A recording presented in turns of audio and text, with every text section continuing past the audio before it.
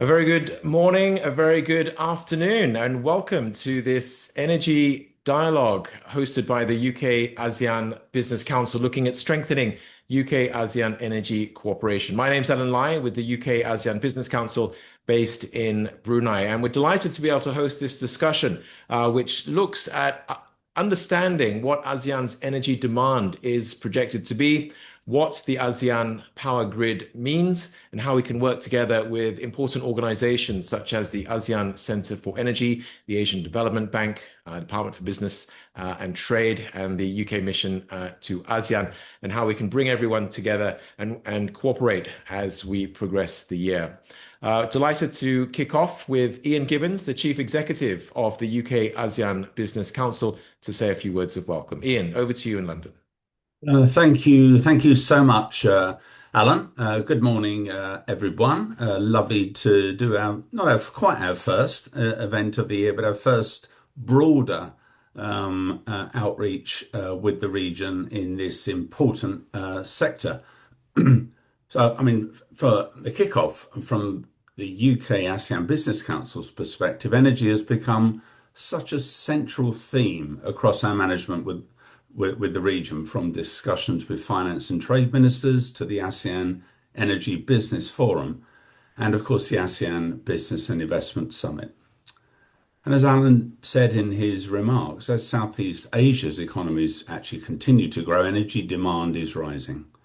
Systems are becoming much more complex and governments are balancing three priorities at once, which is no mean achievement: security, affordability, and crucially decarbonisation.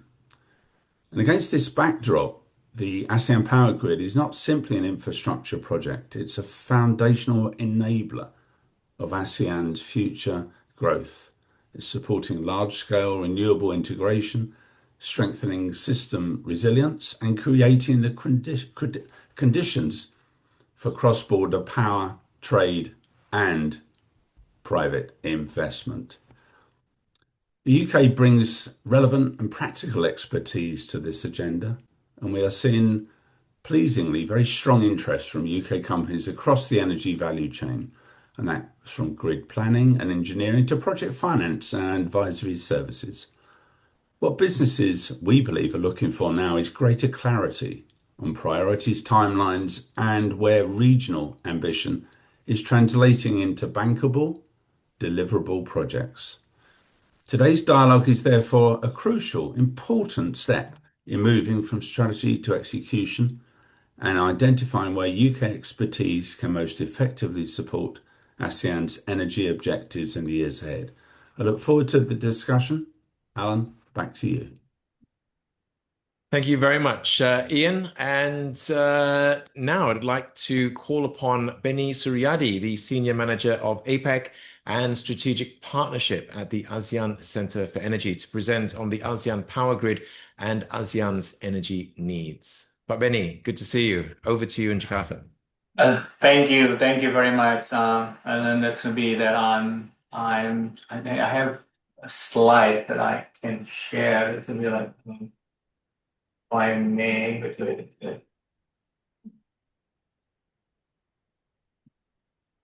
Yes.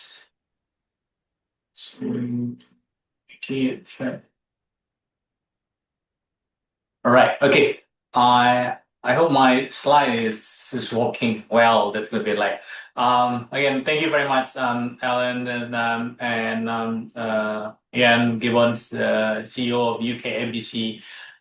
Good morning and good afternoon from Jakarta, and thank you very much for having the ASEAN Center for Energy as part of this important agenda today. UK is a strategic dialogue partner of ASEAN, and on behalf of the ACE Center, please also allow me to congratulate the UK for the fifth anniversary of our dialogue partnership this year.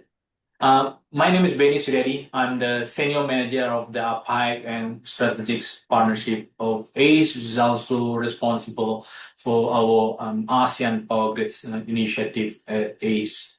ACE, the ASEAN Center for Energy, is an intergovernmental organization driving multilateral energy cooperation and policy coordination among the 11, now it's the 11 ASEAN's member states. And at ACE, we focus on delivering three of our main roles in ASEAN energy transition progress: as the Secretariat for the ASEAN Energy Cooperation, as the region's energy knowledge hub, and lastly, as the regional energy think tanks. So it's good to join this morning, this afternoon, and joining with everyone. We'll be joining the discussion later. But then let me start by recalling last year, the ASEAN leaders have adopted the new ASEAN Community Vision 2045. Indeed, our energy cooperation is guided directly by the community vision and its ASEAN Economic Community Strategic Plan 2026-2030. Looking at the community vision, energy sits at the center of the regional and global economic and geopolitical trends. So to that end, the ASEAN member states have prioritized the energy security and resilience through the regional integration and transition. So to achieve that goal, the ASEAN member states have agreed and endorsed the ASEAN Plan of Action for Energy Cooperation, or we call it APAI, as our key strategic document. This APAI is our regional blueprint outlining regional energy priorities and cooperation initiatives. So this APAI provide a structure and time-bound framework for guiding multilateral energy cooperation. It also serves as a platform for engagement with our partners, including with the UK, aimed at increasing regional energy security, accessibility, affordability, and sustainability. And speaking from the numbers perspective, the ASEAN member states have agreed to implement the APAI to increase our renewable energy share in the total primary energy supply to 30% from today. I think it's only around 15%. So double the effort. And increase our renewable energy share in the total installed capacity to 45%. Today is around 38%. And to reduce our energy intensity to 40% from the 2005 year's baselines. The ACE is the Secretariat of the APAI, mandated by the ASEAN member states to ensure the delivery of this target. Then, in our APAI document itself, we mandated to continue the progress made under the 7 program area from the previous document, but with a key new directive. We're talking about the 7 program area, the ASEAN Power Grids, oil and gas connectivity, security and sustainability, clean coal transformation, energy efficiency and conservation, renewable energy, regional energy policy and planning, and last but not least is civilian nuclear energy. The 7 programs play an equal and interconnecting necessity for a holistic energy transition in ASEAN's region. But beyond the 7 program area of the APAI 2026-2030, our energy cooperation in 2026 is specifically guided by the priority of the Philippines ASEAN Chairship 2026, which was agreed by the 11 ASEAN member states last week in Bohol, the Philippines.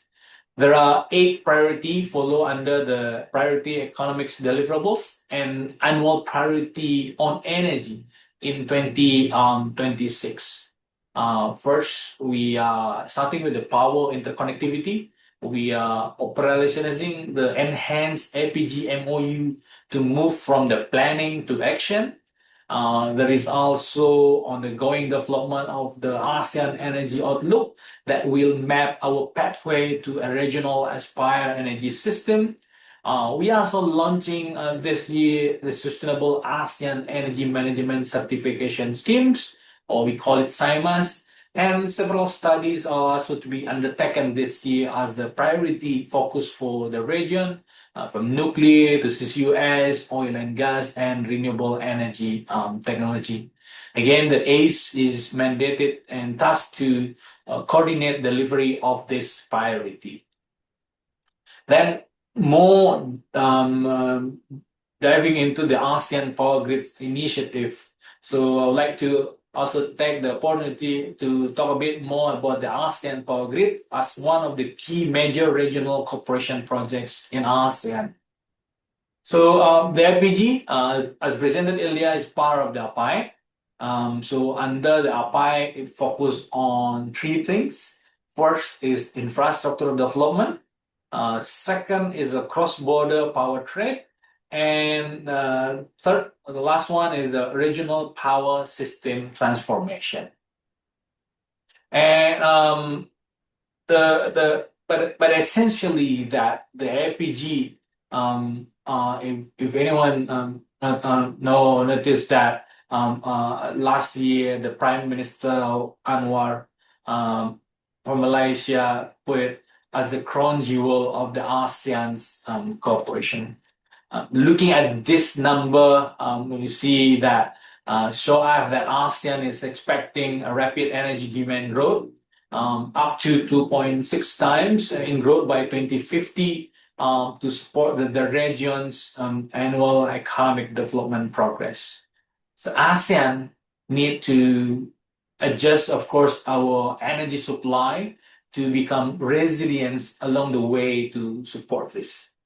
Climate and geopolitical resilience are also a key driver for us to have more energy cooperation. But beyond that, the ASEAN Power Grids also provide us with a massive economic opportunity through the development of intra-trades and foreign investment. We are looking at the 3 trillion GDP value add from a 250 billion investment. Direct and the lifetime green job that it creates will significantly help the region to develop and grow with the very young population of the region. And ACE, the ASEAN Center for Energy, developed what we call it ASEAN Interconnection Master Plan Studies, the technical blueprint for multilateral power trades, together with Hapua, the head of ASEAN Power Utilities and Authorities. The latest version is version number 3, the AIMS-3, was endorsed by the ASEAN minister back in 2021 for the phase 1 and phase 2, and just recently in October 2025, during the 43rd of the ASEAN Minister on Energy meeting last year, for phase 3, where it's focusing on renewable energy integration, where we explore pathway for multilateral power trade and system integration for regional power market. So these studies include what we call it a minimum requirement for multilateral trades, integrated resource planning, and harmonized grid codes, as well as the technical standards. And importantly, the ASEAN Interconnection Master Plan study has identified a concrete infrastructure priority that will make this vision real. More than 18 cross-border interconnection and 62 solar and wind project sites have been identified across the region. We are also looking at the 36 projects, presenting them as the ASEAN priority projects to advance the region multilateral power trades. Each one has been assessed for technical feasibilities, the economic viability, and strategic significance to the regional grids. And institutionally, ASEAN has established a new institutional arrangement through the enhanced MOU of the ASEAN Power Grid, which was endorsed or launched at the 40th of the ASEAN Minister on Energy meeting last October.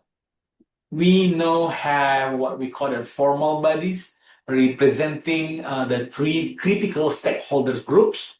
We do have the APGCC. It stands for the APG Consultative Committee, where it's bringing together the governments, the policymakers. The second, we have HAPWA, the head of the ASEAN Power Utilities and Authorities. So it's representing utilities across ASEAN region. And we also have what we call a groups EARN, ASEAN Energy Regulator Network, which representing all the regulatory bodies in the region. So under the APGCC, three task force to set the regional framework for the APG development within the scope of the policy, technicality, and regulatory. And given the critical importance of the undersea cables, we also set up 4 coordination group specifically on the subsea power cables development. And at its core, the ACE, the organization that I work for, is mandated to serve as the APG Secretariat in leading the coordination to advance the ASEAN Power Grids across all this body and task force. And finally, it can be like all of us, I believe, that understood that the finance remains one of the biggest challenges in actualizing the energy transition in ASEAN. Which was why the ASEAN Power Grids Finance Initiative, ASEAN Power Grids Finance, become our newest initiative, launched with the strong support from the World Bank and also ADB joining as well with us. And now that's going to be during the minister meetings in Kuala Lumpur last October. So this APGF, that's how we call it, and its activities will be at the front run of the ASEAN-led effort to tackle the critical financing challenge for the APG. We do have the APGF working groups where ACE, the ASEAN Secretariat, and the World Bank, as well as the ADB team up. And then we also have what we call it the Partnership for the ASEAN Connectivity on Energy, which I believe ADB colleagues will explain more on that. So I think I used my 15 minutes times. Let me conclude and stop here, but I'm happy to have a follow-up discussion as well, getting the input from everyone after. Thank you. Back to you. Thank you so much, Benny. That was absolutely fantastic, and looking forward to discussing this a little bit further, in particular how our UK-ABC partners can engage with the different working groups and with ACE as well. But before we get into that discussion, love to welcome Ambassador Helen Fazey, our UK ambassador to ASEAN, into the room. Warm welcome, Ambassador. Can we invite you to say a few words while you're here? Of course you can. Thank you very much, Alan. And it's a real pleasure to be with you and Benny and everybody else today, and to be having this discussion about the ASEAN Power Grid. It is one of Southeast Asia's most strategically important energy initiatives and a real cornerstone of ASEAN's long-term integration and decarbonisation agenda. As many of you will know, the UK's partnership with ASEAN has grown significantly in recent years, and we are thrilled to be celebrating now 5 years as an ASEAN dialogue partner. In that time, we've deepened our cooperation across economic, political, security, and sustainability priorities, and energy transition really sits firmly at the heart of this collaboration. The ASEAN Power Grid, I think, exemplifies where our shared ambition about a more connected and secure and low carbon region aligns most clearly. ASEAN's leaders have long recognized that a more integrated regional power network is essential to meeting rising energy demand while reducing emissions. And both of those things are really important in a region that is growing fast and needs to grow fast, but also has some of the most climate vulnerable countries in the world. The ASEAN Power Grid, with its operational interconnections already underway, and a vision for a fully integrated regional system by 2045 is central to this mission. It offers not only greater energy security and resilience, but also the ability to scale renewables in a way that no single market could achieve on its own.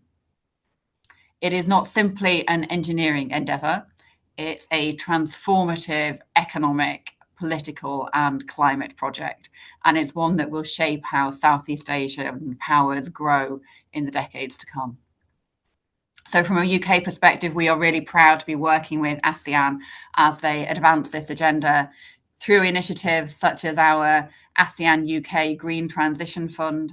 We are supporting analytical work, financing frameworks and policy development that help to accelerate energy market reforms and unlock sustainable investment. And commercially, the grid and the related integration of renewables represent, by an ADB estimate, a $100 billion infrastructure investment opportunity between now and 2045. And that's particularly in sectors where we know the UK is competitive, including transmission technology, subsea, financial services, and engineering. So we want to see tangible projects moving forward, particularly the complex subsea interconnectors that can demonstrate this new generation of infrastructure is not just ambitious, but deliverable. And we want to see it in ways that provide opportunities for you, the British private sector. We've seen at home, through projects like Viking Link, how the first projects to reach financial close send a powerful signal to investors that this can be done. That's why we're contributing anchor funding to the Asian Development Bank's Regional Connectivity Fund, targeting the kind of practical work that unlocks delivery, feasibility, front-end engineering, and commercial structuring. We're already supporting project work on Singapore-Sarawak corridor, the Singapore-Sarawak interconnector, and we plan to back the complex multilateral corridor connecting Brunei, Malaysia, Indonesia, and Philippines. So our aim here is to help crowd in the large volumes of both public and private capital that are needed for the ASEAN Power Grid, while creating opportunities for British business and expertise to partner with ASEAN utilities and developers. We know that UK institutions, companies, and experts bring experience in integrating renewables, in designing smart and secure grids, and deploying innovative financial solutions. These capabilities are already recognized by many ASEAN counterparts, and it positions the UK as a reliable long-term partner in the region's clean energy transition. The APG presents major opportunities for joint work between ASEAN and the UK in advanced grid technologies and digitalization, an area where we know UK firms are global leaders, in renewable energy deployment and storage solutions, including offshore wind, solar, and next generation systems, in sustainable finance and advisory services facilitated by the UK's status as an international financial hub, in capacity building and regulatory development, where UK institutions have decades of experience supporting energy market transitions. I think for UK businesses such as yourselves, the opportunities here are substantial. For ASEAN member states, the benefits include access to world-class expertise, new investment, and strengthened energy resilience. And with ASEAN in a period of rapid economic expansion, energy demand here is set to rise sharply.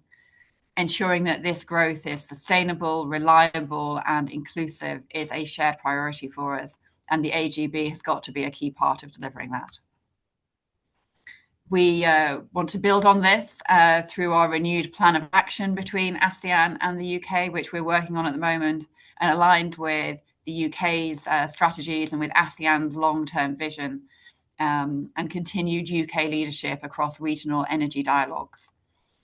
The ASEAN Power Grid is more than a regional infrastructure project.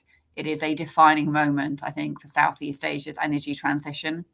And the UK is here to support ASEAN in realising that vision. I hope today's session will spark new ideas and new partnerships and new momentum from this business community. And I want to thank you all for your participation and your continued collaboration. And I look forward to the discussion. Thank you. Thank you very much, Ambassador. Thank you for the strong support and interest in the ASEAN Power Grid. And great to see you in Kuala Lumpur at the ASEAN Energy Business Forum, where there was a great event as one of the many events that took part as part of the ASEAN Energy Business Forum. And love to also bring in Riza and Benny a little bit later from the ASEAN Centre for Energy to hear about what the plans are for this year's ASEAN Energy Business Forum as well. So on that, we've heard from Benny from ACE and who's mentioned the Asian Development Bank. We're delighted to have Miss Hyun-Jung Lee, the Principal Energy Specialist at the Asian Development Bank, joining us now, currently in Hanoi, I believe. Hyun-Jung, can I invite you to introduce the Asian Development Bank's work on the ASEAN Power Grid? Thank you very much. Good morning, good afternoon, everyone. It is my great pleasure to join this dialogue to share the ADB's perspective and priorities. Let me check if you can see my screen, the presentation. Okay. Yes. Yeah, we can. Thank you. Okay. Okay, so, okay. Thank you very much. In the next 10 minutes, I'd like to focus on how ADB is supporting the ASEAN Power Grid implementation, how we're working with also the ASEAN bodies like ASEAN Center for Energy, as well as the development partners. The UK is one of the close and the strong partners that we have also worked with for the ASEAN Power Grid and then other initiatives. And then also where we can also see the concrete business opportunities for the private sector. I found this very good that actually the Benny landed his presentation with this APGF, the new initiative he just mentioned, and actually happened to be my first slide. We didn't coordinate, but I think it shows how our minds are aligned even without talking. So we've been working very closely with ACE and then ASEAN Secretariat in the past 2 years, actually, to establish this financing initiative. This is to really improve the overall ecosystem for the APG implementation. So as Benny mentioned, and then also as introduced by various speakers, basically the ASEAN Power Grid is very, very fundamental to the future energy in ASEAN. And there are visions and commitment and roadmap, also pipeline project. And now it's very important to move this pipeline project to implementation. And that's the context that why the development partners, in particular, multilateral development banks like ADB and the World Bank, is request to actually to look into financing landscape to accelerate the project preparation, to make it bankable for the investment at the end. Therefore, this is a kind of platform to create the ecosystems for the development partners and the different financiers to come together and to identify the common issues, in particular from the bankability perspective, and to work with ASEAN bodies like ACE and then also ASEAN Secretariat to address those common issues from the policies and regulatory and then also technical matters. Also, you try to bring and mobilize an additional new partners to support this initiative and to improve the overall the effectiveness of the financing solutions. So from the public resources and philanthropic resources and to the private sector investors. All together we believe this ecosystem will contribute immensely to accelerate the development of the project preparation to the investment, the capex stage. So there are two architectures that created. One is the APGF working group, which is consisting of ASEAN Secretariat and ASEAN Center for Energy, along with ADB and the World Bank. And then second is the partnership for the ASEAN connectivity on energy. We call it as PACE. It's a financiers community to put together this kind of solutions for the ASEAN's conservation. Let me also introduce a bit of a landscape of the APG related project. Benny already showed and explained about the connectivity of the ASEAN, and then also the master plan exercise. This is a bit more than what's mapped actually at the moment in the ASEAN interconnection master plan study. But we think actually this is very important to consider all related projects altogether.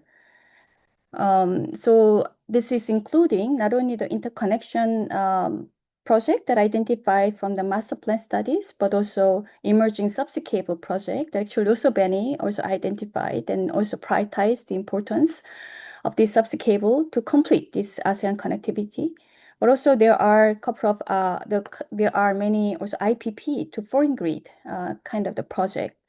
They are also important building block to improve the overall connectivity. But ultimately, to achieve the vision of the ASEAN, to have the integrated operations of the power grid by 2045, it's going to be very important to move from the fragmented infrastructure and source-to-grid approaches to ultimately grid-to-grid integrations. And I think this is the vision, and then also roadmap is also been mapped out, and therefore this project list actually is just the beginning of the project pipeline. In our views, there will be more project is required, including not only the interconnections between the countries, but also national grid strengthening project, also improving the overall operations and maintenance of those infrastructure in connection with interconnectors will become a fundamental element of the integration process of the ASEAN Power Grid. I would like to also show how ADB been working in the cross-border power project in the Southeast Asian countries. So in the very the initial stage of the power trade happened in the region, in particular from the Laos hydropower project to export to neighboring countries, starting from the Thailand, but expanded to Vietnam and also Cambodia. There are also innovative projects as the largest, one of the largest project in the wind power export project, and the monsoon wind also is one of the listed project that ADB also financed as a lead financiers together with other development partners. We often also take this monsoon as a kind of mini APGF case that bringing a lot of the solutions and the financiers to make this project bankable. And also I like to note on this West Kalimantan project, also connection to Sarawak. This is one of the also important grid-to-grid interconnection project happened in the Borneo Island.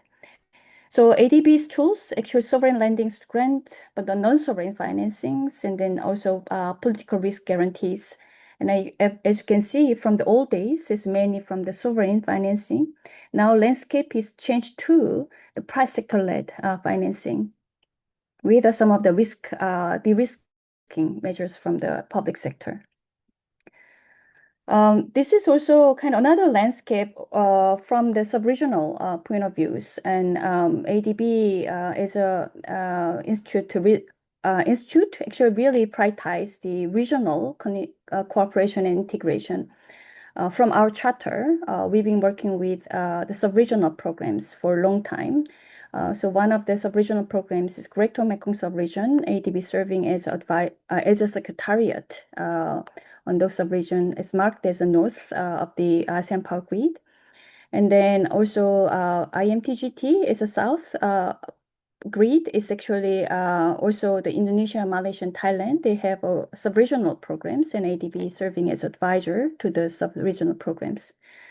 Similarly, the BIMP, this Brunei, Indonesia, Malaysia, and the Philippines, also sub-regional programs, ADB serving as advisor.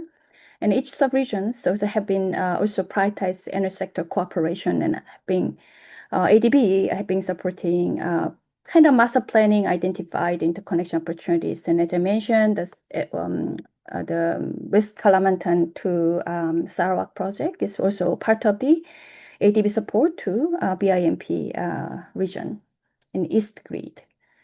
Overall landscape, what we see is as a in the basically ASEAN as a whole, there are a number of projects that identify the cross-border and plus national grid upgradations. Total investment we believe altogether requires around more than 100 billion at least. Also at the moment what we see in the next maybe few years until maybe next decades, basically there's an increasing demand from the various countries on the clean energy. One, of course, notable example has been Singapore import by 2035 and 6 gigawatt, and it really kind of triggered the momentums of the private sector-led subsea cable interconnection project from the various countries. But also in the peninsula countries, and especially in Vietnam, Cambodia, Thailand, all of them, with increasing commitment to the renewable energy integration in the system and to meet the net zero targets by 2050. Benny also shared the increased target of the RE ASEAN as a whole that really affect their demand for the clean energy, and especially from Laos. So additional powers and to be to export from Laos to the neighboring countries will reach to the maybe 14.5 gigawatt in the next 5 to 10 years. In addition to 3 gigawatt between the China and Vietnam, although China is not part of the ASEAN, but we also work with China as part of the GMS grid. Besides, actually, as I mentioned, Singapore brought this interconnection opportunities from the private sector, 6 gigawatt. There are also increased ambitions of the grid-to-grid interconnections interface between Thailand, Malaysia, Indonesia, Malaysia, especially Sumatra and Malacca project, and then also within the Borneo interconnection. They will require also the national grid integration and strengthening. And so if you kind of take up all together, then investment need in the grid technologies is going to be immense in the next 10 years. So what ADB can provide, solutions. So we can provide kind of end-to-end support from the project preparation to the investment. So we have a kind of number of tools from the sovereign side and non-sovereign side, including the public-private partnership. One of the also emerging structure that we now also observe and work for is basically kind of the project company dedicated for the infrastructure that is required to transmit the large-scale renewable from one country to another. And this will require the kind of the also structuring expertise, and also requires the private sector lens, and in addition to what government or public utilities will like to do. Therefore, this particular expertise also something that we would like to further utilize for the ASEAN Power Grid and then also sub-regional interconnection project. In addition, we are also establishing the Regional Connectivity Fund for the energy in Southeast Asia. It's called RCF. It's also UK has become another very important founding members of this fund. And then I also have my colleague who's joined this call or joined these meetings, and who is actually leading this effort from the ADB, and then also seconded from the UK government. So maybe if there's opportunities, then we're happy to invite him to provide more details. But other than this, also provide several technical assistance that start from this 5 million scale of technical assistance that we have to provide the various feasibility studies, and then also building the capacities and providing some of the kind of tools to improve their knowledge on some of market development. Let me end my presentation with some business opportunities we are likely to also share maybe in the public domain. One is about the power trade simulation platform. This is to support the ASEAN's effort to develop the market. Also, along with Benny's presentation, there's the importance of the multilateral power trade and the market mechanisms been also recognized in the ASEAN community, and then also utilities. However, the countries' readiness are kind of various. So this tool intend to build the capacity and then also provide kind of opportunities to demonstrate the market benefits. It's kind of simulation based day-ahead market for the regional power pool, and there will be opportunities of various utilities to be involved and then to demonstrate, simulate various scenarios and then test their benefits. The second study is a Sarawak studies, and this is one of the also new emerging power resources to use basically for the region. So region-wise as well as the ASEAN-wise, and connections required subsea cables, and so there are the staged approaches to understand the kind of feasibility of the interconnections from the Sarawak or from the Borneo Island. There are interconnection studies also we find likely to also share in the public domain between Laos and Vietnam.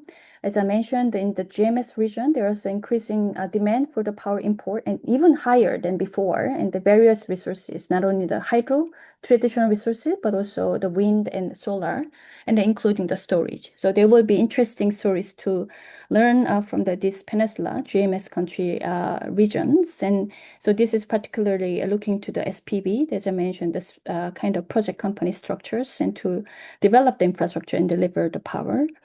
The master planning, the sub-regional level, that's a kind of also one of the first steps. So we also support the region to understand the interconnection opportunities. And the BIMP region is one of the regions we think actually also need to update the outlook, and then also interconnection, the sequence of the interconnection pipelines. And therefore, they've been also kind of working with the Secretariat and the BIMP. And we are now also waiting for their endorsement on the terms of references of this master plan. Last but not least, also about the climate resilience is to understand the kind of climate impact to the grid and each country, and then also role of the APG interconnectors and how it kind of the APG bring also resilience benefits to each countries, and then also how we can also adopt and improve the climate readiness of the infrastructures altogether. So this is another exercise we're also trying to do also in this year. Some of the studies efforts actually is financed also through the UK funds, either to the TA or to the forthcoming RCF. So we look forward to really working closely with the UK for the finance, but also for expertise. Thank you very much. Thank you so much, Hyun Jong. That was a fantastic deep dive into the great work that the Asian Development Bank is doing. Please do stick around. I'm sure there'll be lots of questions and some thoughts from our partners during the discussion phase. So we've heard from the ASEAN Centre for Energy. We've heard from the Asian Development Bank. Delighted to have Andrew Stokes, the Regional Clean Energy Sector Lead at the Department for Business and Trade, join us as well. DBT is doing a lot of work in this space as well. Andy, welcome. If I can hand over to you to share with us what DBT's looking at with the ASEAN Power Grid. Yes, indeed. Hi there, everybody. I hope you can see my screen okay. Brilliant. Yes, indeed. Thank you. Okay, so thank you very much for the introduction. Yes, my name is Andrew Stokes, everybody. Great to have the opportunity to talk to you today. I work for the Department for Business and Trade, which, as I'm sure you know, is the part of the UK government that's there to support private sector get more business internationally. So it's a great opportunity to join this session and tell you a little bit about what we're doing related to the APG. So firstly, we've already talked about this, but as previous speakers have emphasized, this is an absolutely huge opportunity for businesses. It's both a hardware project and a software project. And what I mean by that is there is lots of hard infrastructure and cables and that kind of stuff that will be required, and actual building and construction. But on the other side, there's a huge software opportunity. And that means things from advisory services, finance, legal, but also literally software to ensure the operation of all of the parts of the APG. So there'll be opportunities across the board.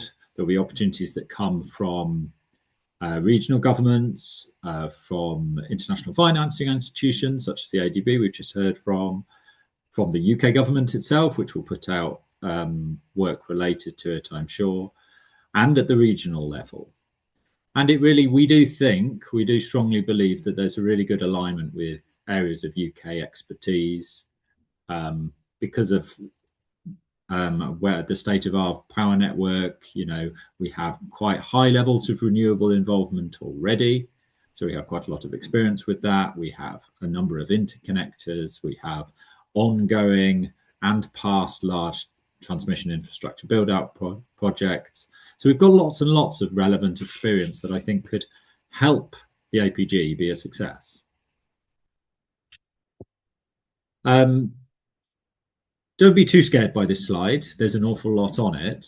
But what this is really is an indication of one interconnector project with the timeline of one project, just a kind of example project, let's say, and the different colors along the timeline represent different types of opportunities and services that will be required. And this ranges right from the start, where there are lots of kind of engineering advisory projects, to opportunities related to permitting and licensing, then to surveys. Then you've got things about kind of the final detailed design and the engineering design, all the way through to kind of hardware opportunities for OEMs. And then you've got, of course, right at the end, you've got other things related to operation and maintenance, and all the way through various financial, legal opportunities as well. So this is just really to emphasize the point that just for one interconnector project, there is a whole host of opportunities available to the UK supply chain. And as colleagues introduced before, there are an awful lot of projects as part of the wider APG initiative. So it represents a gigantic opportunity, I think. So in terms of what we're doing to try to support UK businesses position for this, I guess strategically, there are a few kind of key areas that we're trying to help. So the first one is helping to kind of increase visibility for the UK supply chain, UK firms, about what these opportunities might be. Also, we're trying to look at ways that we can provide platforms for UK business to showcase what they can do, show their excellent experience, capabilities in the region. We are kind of targeting involvement at key ASEAN events in the region with a UK presence to make sure that we're kind of prominent and can be seen. And we're also hoping to share UK experience, frameworks, approaches, regulation, and so on to help APG be a success, but also show that we're a committed partner of choice to this program. And to just go into a little bit more detail on how we're doing some of those things. So we are using our engagement with ASEAN and individual kind of bilateral levels as well to make it clear that we're here to support and that we'd like the UK to be seen as a strong partner for this. We are doing webinars such as this to help highlight the opportunity, make sure that UK firms and businesses are aware of what's coming. A really concrete thing we've got going on just at the moment is we are creating what we're calling a lookbook. So this is a kind of capability guide that showcases relevant UK experience that could fit into some of those opportunities that I introduced earlier. So we'd love to hear from people who'd like to be present in the lookbook, and I will share my email address later. We're also attending key events, planning workshops and things to, as I say, make sure that the UK presence is very prominent. One thing we're trying to do is actually arrange a launch of this lookbook in April, when there's an inward mission to the UK from some policymakers in the region. We'd like to use that opportunity to just make it clear, you know, all of the breadth of UK expertise that there is out there. And we're trying to arrange other missions as well, and other visits, for example, from UK regulator Ofgem, or from NESO, or from other UK well-known stakeholders who can share some of the UK experience and hopefully, you know, provide some useful pointers for colleagues in ASEAN as they develop plans for APG, but also, you know, again, show that the UK is there as hopefully a preferred partner of choice. So that was just a few high-level words from myself. I've put my contact email there on the screen. We'd be very happy to hear from anybody who, you know, wants to get involved in the lookbook, is happy to support, wants to flag their interest in APG and the activities related with it. And it's been a pleasure to talk to you today. Look forward to working with you in future. Thank you. Andy, thank you so much. I'd love to hear more about the lookbook and the inward mission that you've got planned a little bit later on during the discussion as well. And we've also got the UK-ASEAN Business Forum in March, which is also going to look at energy. So that might be another opportunity to just socialize the plans that you've got underway for the ASEAN Power Grid. So thank you very much to our three presenters. We're going to invite our partners who are on the call to share their thoughts on the ASEAN Power Grid and the great work that UK business is doing. But taking together the three presentations, I think highlight three clear points. First, the ASEAN Power Grid is firmly in execution mode. Malaysia as chair of ASEAN last year, and as Benny mentioned, certainly elevated the discussions from the finance ministers through to the economic ministers and at the ASEAN energy ministers as well. As we've heard, it's not just about infrastructure, but finance plays a key role, regulation, planning, and institutional coordination. And thirdly, a clear role for international partners. And I think this is a great opportunity for us to discuss how UK business can work with DBT, work with the UK mission to ASEAN, work with the ASEAN Centre for Energy and the Asian Development Bank to progress things and accelerate the Asian Power Grid. We've got a number of our partners on the call. Thank you so much to everybody for joining.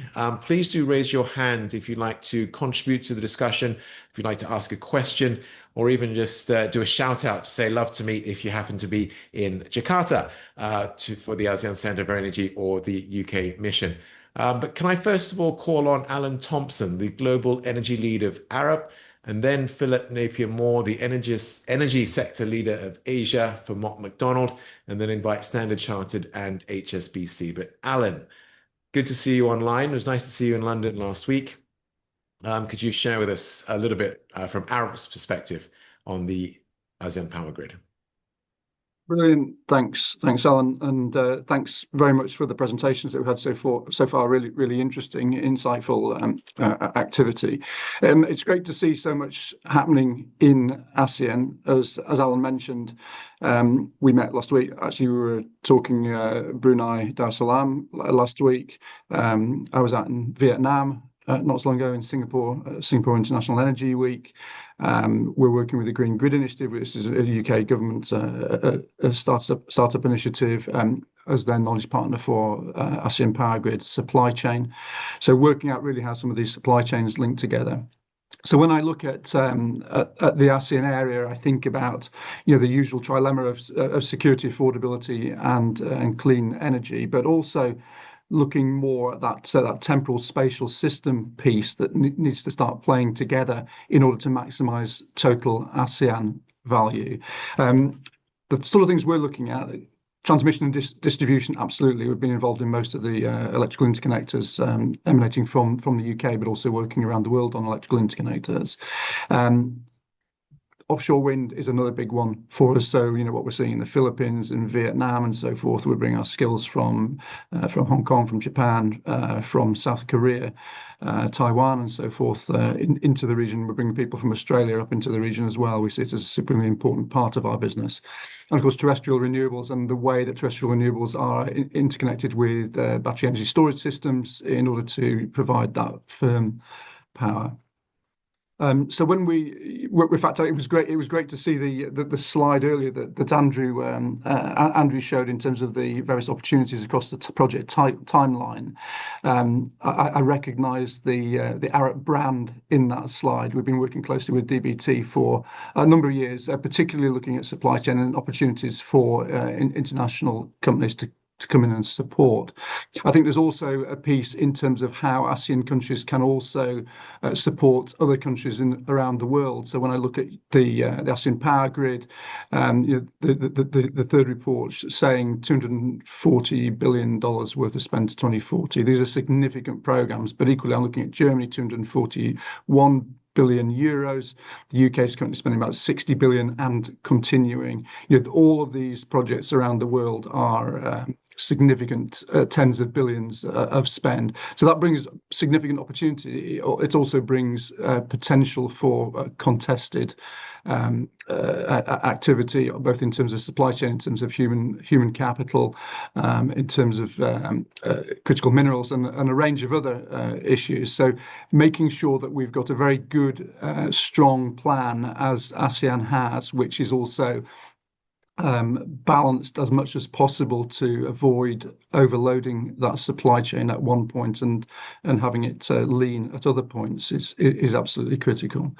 So the other bits that we're really interested in as well, and we're starting to see in ASEAN, is of course the nuclear piece, particularly with small modular reactors. So we're just advising UK government, advise them on the down selection to Rolls-Royce technology, and we're doing a range of other pieces in terms of the nuclear side of things, but also looking at just transition, and particularly in terms of the way that industrial clusters and existing hydrocarbon assets can be gradually transitioned over to clean energy, clean industrial activities, and that was partly the subject of the Brunei discussion last week.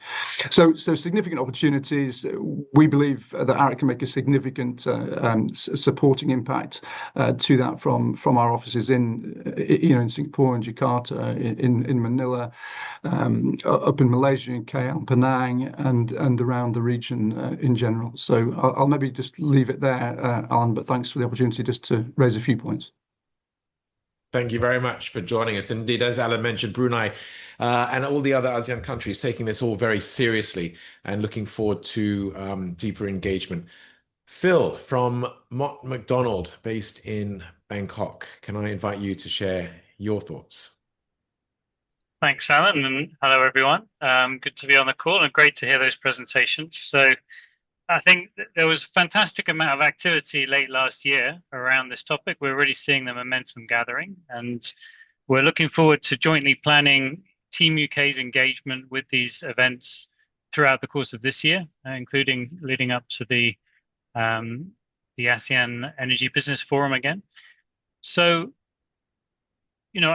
I think if I start with the nuclear piece, we're now supporting the Singapore Energy Market Authority on their SMR feasibility study. And I think this is a great stepping stone towards, the broader thinking about the optimal way we can deploy SMRs within ASEAN as a sort of long-term solution. And there's work there around the technology and around the regulation. So we're really pleased to be getting stuck in on that, and we're going to be having our global leads on the nuclear side regularly in region this year on a number of these events. On the ASEAN Power Grid, this has been a strong personal focus of mine, building on the offshore wind work that we do up in Northeast Asia and all of the offshore electrical works, the subsea cabling that's very complementary to what we're going to be seeing increasingly deployed in ASEAN. And as others on the call have highlighted, I think we really see the HVDC connections and the subsea links as the area where there's really a unique UK capability and offering that we can bring to the whole ASEAN Power Grid, along with the whole regulatory system and financing system that comes with that. So fortunate to be working with a number of those on the call on these issues, including ACE and ADB. And we are seeing a really active program of events for the year where we hope to be able to share knowledge with partners in the region. We're working on a number of these projects that will bring power using subsea AC cables from Indonesia to Singapore as a sort of first set of projects.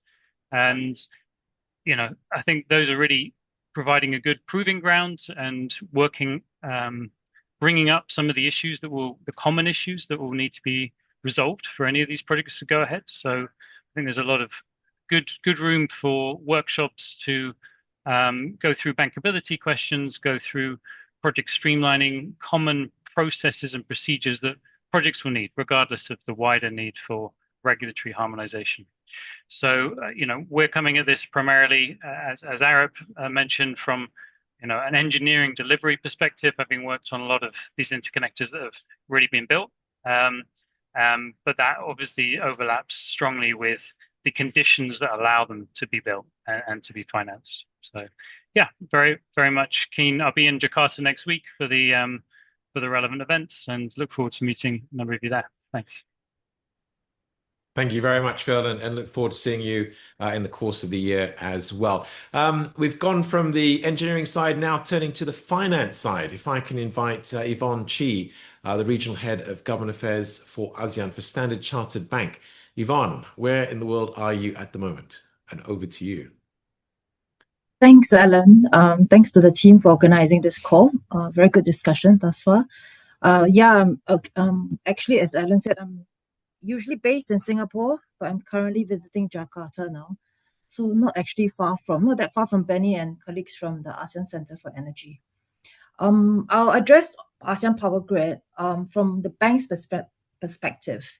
We of course recognize the potential of APG to address green energy shortages, attract investment and create jobs, and have been we have been engaging relevant partners and have been invited by ASEAN Secretariat, ASEAN Center for Energy, World Bank and ADB to participate in PACE. And also thanks to the UK government for involving private sector in relevant discussions. We were involved in recent discussions organized by UK-ADB in Singapore 2 weeks ago and have made useful connections to take things forward. In response to DPT's point, we'd certainly be keen to work with the UK government on related work, including the proposed lookbook. My main point here is that as the only international bank in 10 out of 11 ASEAN markets, we are pleased to provide up to $2 billion term loan facility to fund and catalyze the APG. Of course, this is subject to internal approvals and due diligence. And we can look at underwriting and arranging financing alongside MDB and or ECA support. Thank you. Thank you very much, Yvonne, and I hope you get to meet up with Benny and Riza since you are in Jakarta. Can we turn now to HSBC? Pritya from HSBC, can I invite you to share your thoughts, please? Sure. Hi, Alan. Hi, everyone. Nice to meet you all. So actually, I'm new to the role. I just relocated from Hong Kong to Singapore, and I will look after Southeast Asia on behalf of our sustainability and climate change team. Yeah, I think as per presented earlier, I think all of the presentations are very insightful. It's clear that the ASEAN Power Grid is a critical infrastructure project, and it's also, in our view, a very important enabler for the energy transition in the region. And this would really spur the demand for clean energy in various parts of ASEAN. So it's clear that we need that cross-border electricity network so that we can unlock new and bankable renewable projects that would deliver more affordable energy for the consumers, and also a key driver for growth opportunities in ASEAN, not just in the power sector, but also for all of the downstream sectors. I think HSBC's experience in Europe and how the integrated grid in Europe is allowing that the sharing of clean energy is clear that is an opportunity that ASEAN can also capture if we can align the different political interests. And therefore, we are keen to learn more from the ASEAN Center of Energy, how we can support to align some of these interoperability issues between the different policy regulatory frameworks, so that we can help to unlock the more bankable projects. I think the other point I want to mention is also that we believe sustainable finance has a key role to play in supporting the grid investment.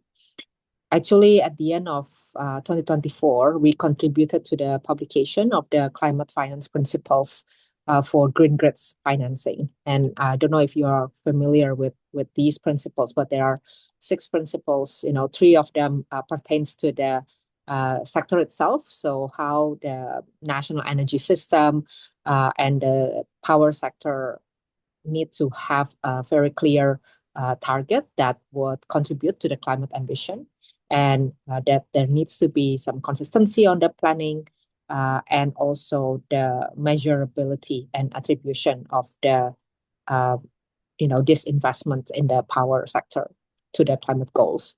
But then on the project level itself, there are also 3 principles around the project itself. So how there should be a net positive contribution from the project to the climate targets, and consistency of that project with the national or regional power sector plans, and also specific measurables and attributions to the project net contribution itself.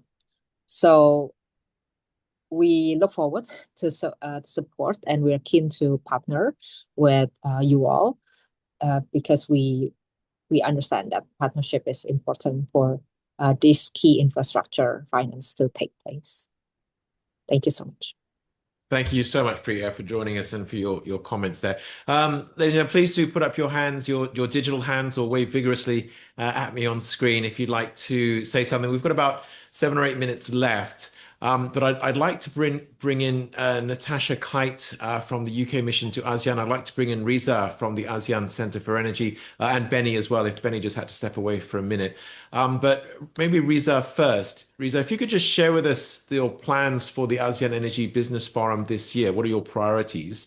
And from what you've heard from the UK businesses, where do you think UK Business, UK-ASEAN Business Council, UK Gov, can work with the ASEAN Centre for Energy in the course of the year from now, in the build-up to the ASEAN Energy Business Forum later in the year, which I assume will be sometime around October. But you'd love to hear from you, Riza. Yes, thank you very much, Alan. Yes, Benny is actually needs to step out a bit, but I'm Reza, so I'm working for the ASEAN Center for Energy, working under Benny for the strategic partnership, but primarily working for the ASEAN Power Grid for the past few months. But yeah, I mean, so this year, the ASEAN Energy Business Forum is our annual platform for convening all the relevant energy stakeholders, global energy stakeholders, and we do it in conjunction with the ASEAN Minister on Energy meeting, which will be on the last week of September, if not mistaken, 20th something September this year in Manila. And every year we bring all global energy stakeholders to basically share what they have, what they plan, what they think about our energy cooperation in the region. And I think the ASEAN Power Grid is a bit more unique than other cooperation that we have, because it's a bit ahead in the curve that all the private sector can already play a part. I think we covered it quite well in terms of the financing, a bit of it. I know there are lots of different experience coming from the UK, coming from Europe in terms of cross-border power trade, cross-border infrastructure, and these are the type of thing that we as the region would love to hear more about the experience, about the ideas, about the SPVs that we can have to finance this massive infrastructure project. In terms of technology as well, obviously, again, the UK and Europe as well, you've got much more experience working in cross-border infrastructure, especially in HVDC subsea cable. So this is something that we are currently working actually with the UK mission to ASEAN to arrange a study visit to the UK and France to see how you make it happen. And because we definitely want to have it in the next decade or even sooner. So these are the types of things that might be very helpful for the perspective of the government officials, utilities, and regulators, I would say. But in terms for the private sector of the region as well, sharing your knowledge, sharing your experience working for projects in Europe will be very much helpful, because I think the latest perspective or view from the government, from member states, is about resilience. So we want to have this, but we want also to have this as resilient as possible to leverage our young population as much as possible, to leverage our opportunity for growth as much as possible. So not necessarily just importing all these different technologies to the region. So these are the types of things that we hear coming from the government. And I know that the UK, in the broader context, especially as well, Europe will have the opportunity to get this into the region and be a big player in the region. I'll stop there. But again, for the BIS Forum itself, we are finalizing with the Philippines as the co-host as well. Just last week, there was an official meeting. So hopefully, in the next couple of weeks, we'll be able to share something with UK-ASEAN and all the members here. I'll stop there. Thank you, Alan. Thanks, Riz. Just very quickly, have you got dates for the mission, the inward mission to the UK in April? We are discussing it at the moment with UK Mission. I don't know if I can share that at the moment, but I feel like Natasha will be very much involved in that as well. Well, on that note, Natasha, over to you. What are the dates? Hi. Well, firstly, nice to see a lot of familiar faces today. But for those of you who don't know, I'm Natasha Kite, the Trade and Economic Counselor based at the UK Mission to ASEAN here in Jakarta. We're still confirming the dates. So when we have confirmation, we'll let you know. But we're looking at mid-April at the moment. So it's really great to hear so many fantastic presentations from you all today and so much activity happening over the next few months. I think the UK mission to ASEAN is really strongly monitoring all of the updates on the APG, and we want to try and help support businesses as much as we can. It is a real priority for us. I think I just wanted to reflect very quickly on our involvement at the ASEAN Business Energy Forum last year. It was the first time that the UK showed up with a presence, and I went along with my ambassador Helen. I'm glad she showed up today. I think, again, really showing how interested we are in following this initiative. But we joined back in October and were able to really showcase HMG offer in combination with the business offer, providing a really fantastic holistic package. So during the forum last year, we launched one of the pillars of our Green Transition Fund, which is one of our key development programs we have here, focusing on climate and green energy transition. But we also brought in some people here on the call actually to join a panel session to talk about the UK's offer, the expertise we have across the supply chain, and showcase that to ASEAN member states who are in the room. So we look forward to continuing on this year. There's a lot of activities coming up. Andy's already flagged the lookbook that we're working with Arab on developing, that will be published hopefully late next month, if not certainly the following month. The inward visit to the UK jointly with France is going to be a great opportunity for us to work with ASEAN and showcase how the UK does interconnectors and exactly really showcase how you can make it work in a positive way. And yeah, looking forward ahead, we look forward to the business forum, and once you know the dates, Reza, let us know and we'll work with you and everybody on this call to try and once again provide a fantastic offer across the UK supply chain. But I'll leave it there, Alan. Thank you so much, Natasha. That brings to an end our time that we've got available for this discussion on ASEAN's energy.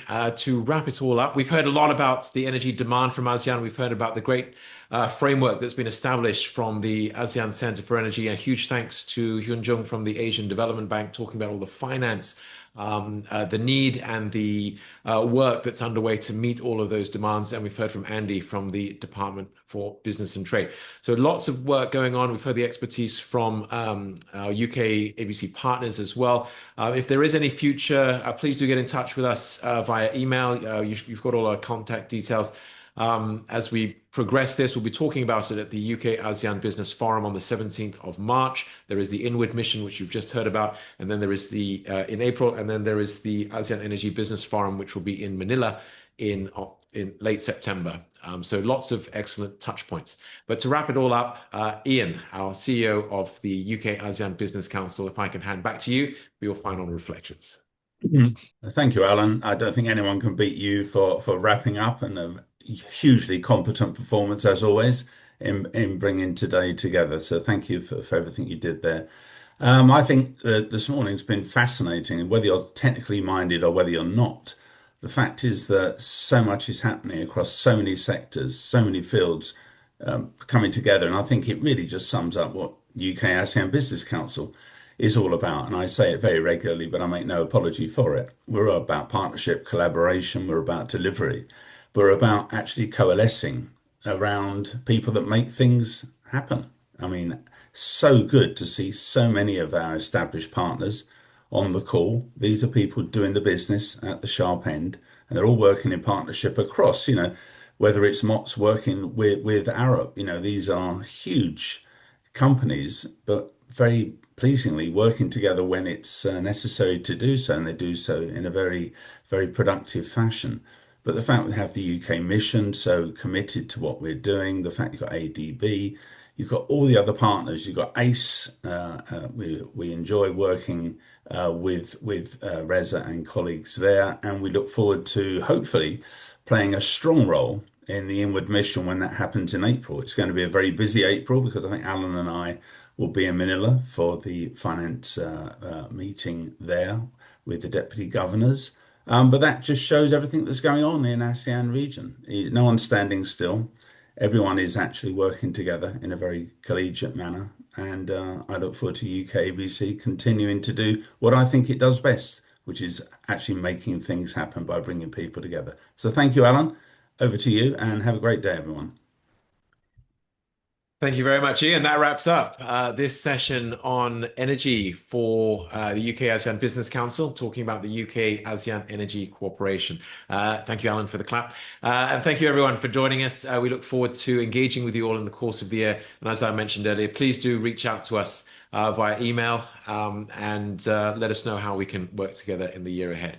Thank you very much to all of our speakers, to Benny from the ASEAN Center for Energy, to Hyun Jung from the Asian Development Bank, and to Andy from the Department for Business and Trade, and to all of you for joining us. Enjoy the rest of your day and see you again soon.